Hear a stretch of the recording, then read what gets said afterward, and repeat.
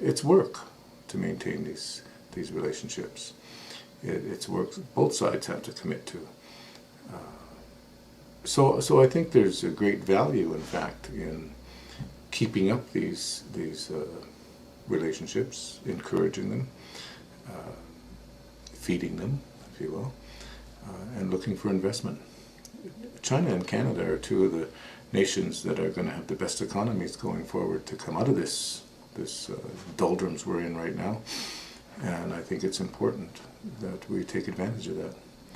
That China's expressed publicly it's a little nervous about the American investment it has at this point.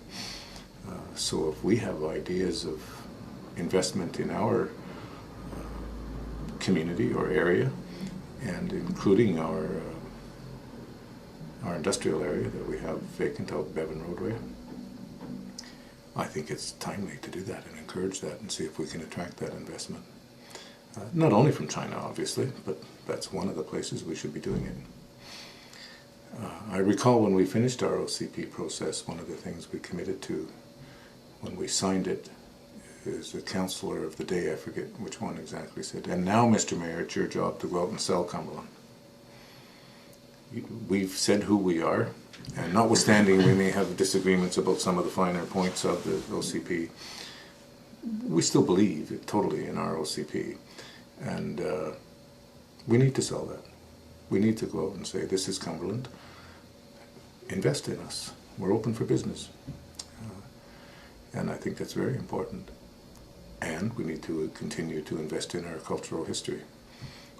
And it's having a great mark on the larger global community, that kind of effort. We've been strongly praised by the federal and provincial governments for being on the leading edge of this cultural exchange and the economic exchange. So this sister city with Putian, I crunched the numbers and it's pretty easy. We have a population of 3,000 and they are 3 million. Something seems wrong in that picture to me in terms of a sister.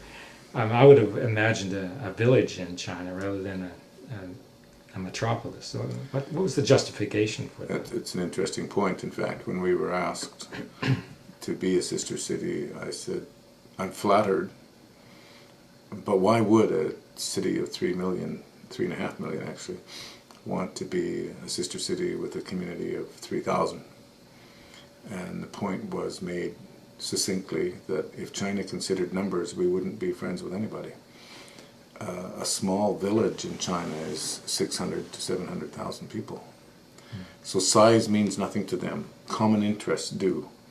And because we're both coastal communities, we have an interest in the seafood in the area, because there's mining and resources in both communities. There's a relationship, and that's basically how they look at it. And when you think about it, it makes sense. It doesn't matter how many people there are. They treat us with full respect, have treated us with full respect. In fact, I don't know that they understand, I don't mean don't understand, but I don't think they translate the term village so well. They still call us a city.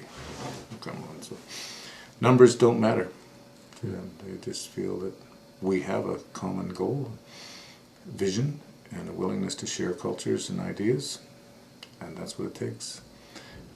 I was asked at one point by one of their delegates if we would consider being an entry point to North American investment for China, for some of China. It seemed odd to me too. Why wouldn't you do that in Vancouver?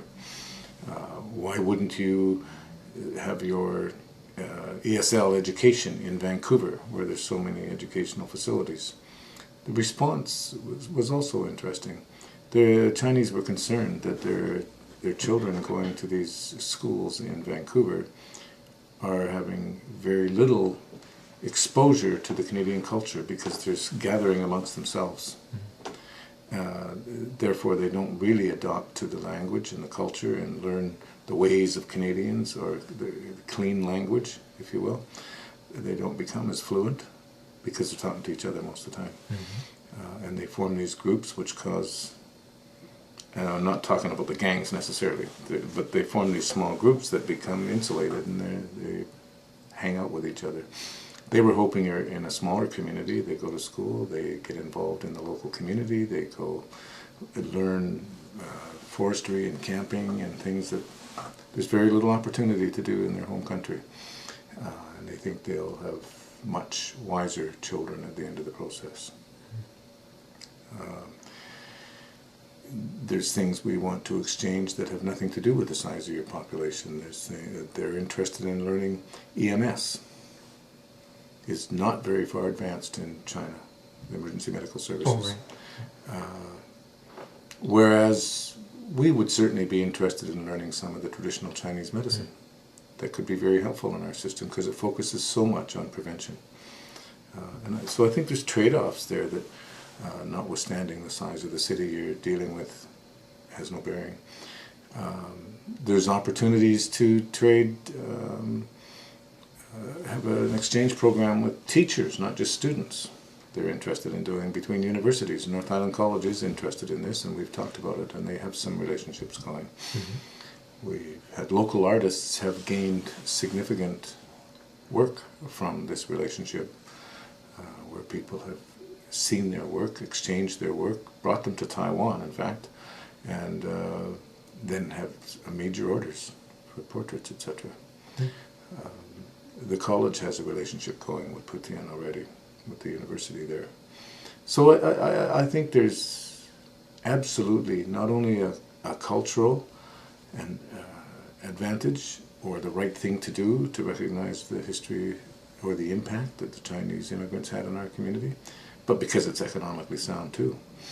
It's like people finally realizing that being environmentally safe is also economically sound. And it took quite a few generations to learn that, I think, but it's there, and I think that we have to have that vision. We have to look ahead. I don't think it's too far down the road before Canada and China finally come to this agreement on visitations and visas, etc., that they've been talking about for years. And I'm told that the day they sign that, there'll be at least 1 million visitors to British Columbia in the first year. We want them to know where we are when that happens.